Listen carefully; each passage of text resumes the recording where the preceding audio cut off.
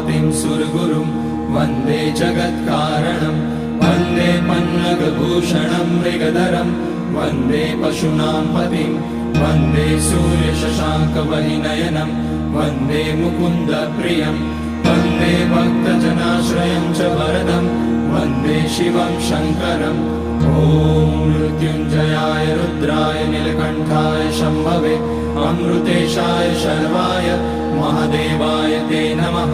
नमस्तेस्तु भगवन् विश्वेश्वराय महादेवाय त्र्यम्बकाय त्रिपुरान्तकाय त्रिकाग्निकालाय कालाग्निरुद्राय नीलकण्ठाय मृत्युञ्जयाय सर्वेश्वराय सदाशिवाय श्रीमान् महादेवाय नमः। ॐ नमः शम्भवाय।